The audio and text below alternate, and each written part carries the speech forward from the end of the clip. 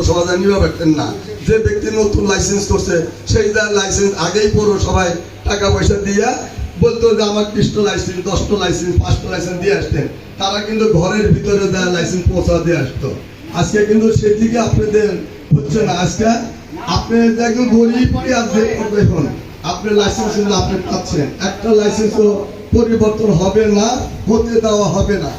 কালকেও কিন্তু পরশু দিন ভাই কিন্তু সেক্রেটারি সাহেব কিন্তু গেছিলেন পৌরসভায়, বলছে যে না আমাদের হুকুম ছাড়া লাইসেন্স দাও। তাহলে এটা আপনাদের সফলতা না? আজকে যদি রেজিস্ট্রেশন না আনতাম তাহলে আজকে লাইসেন্স বিচ্ছিন্ন ভাবে লাইসেন্স কিন্তু চলে আসতো।